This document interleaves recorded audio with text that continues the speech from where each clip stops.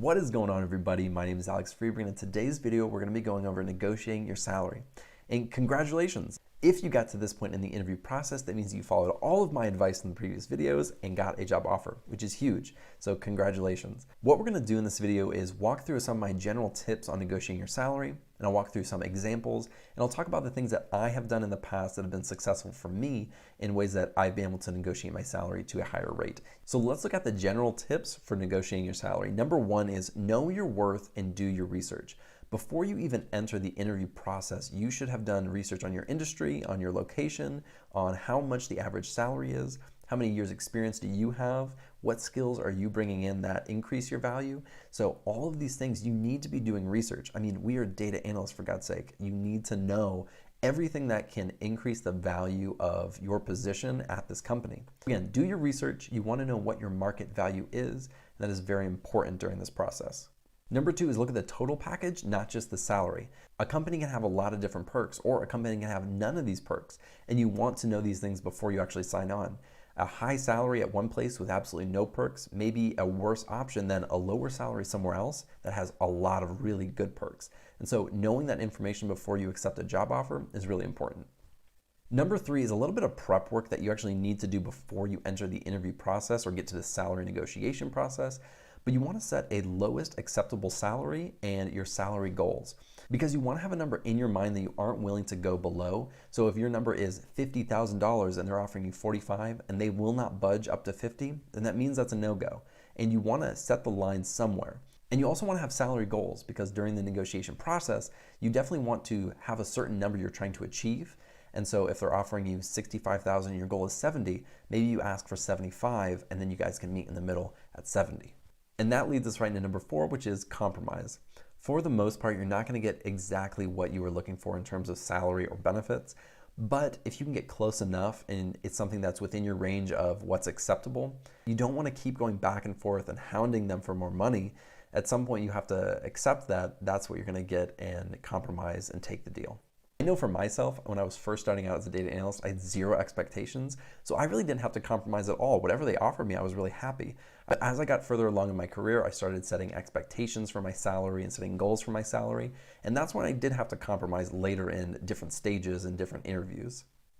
And number five is stay positive and be grateful, because you just got offered a job that probably other people were applying for and you were the best candidate and they want you there. And so stay positive. You want to build a rapport with these people. You're probably talking with or in communications with somebody who you will be working with. So you want to maintain a professional and positive working relationship. A bonus tip would be whether you say a number first or they say a number first. There's a lot of debate on that.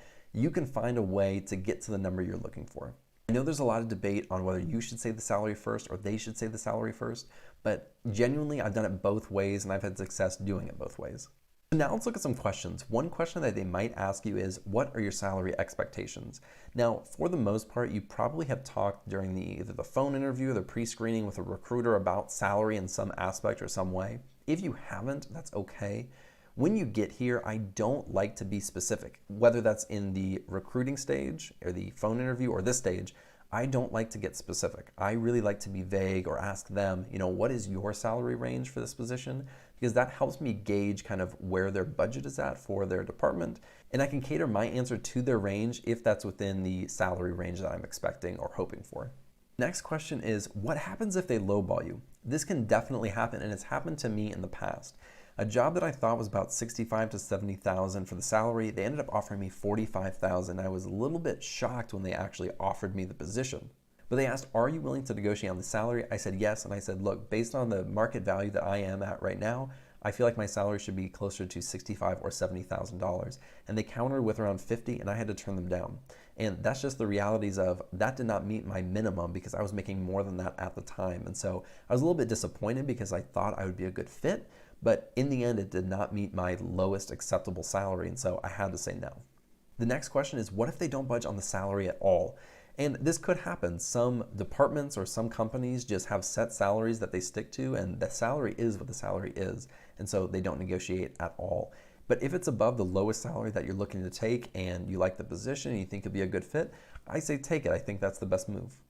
Next question is a good one, and I think is an important one to know, is how many times should I counteroffer? And personally, I think you should only counteroffer one time. If they offer you $65,000 and you counter with $75,000 and they meet in the middle at 70, do not push for an extra $1,000 or $2. Don't offer, okay, what about 73? That doesn't look good. It kind of leaves a bad taste in their mouth, as at least I could imagine it would leave a really bad taste in their mouth. So personally, I only do one counteroffer. So that is negotiating your salary, and that is our last video in this series. I hope that has been helpful. I hope you learned something. If you haven't already, be sure to check out my channel. I have lots of other videos on everything data analytics related. Thank you guys so much for watching. If you like this video, be sure to like and subscribe below, and I'll see you in the next video.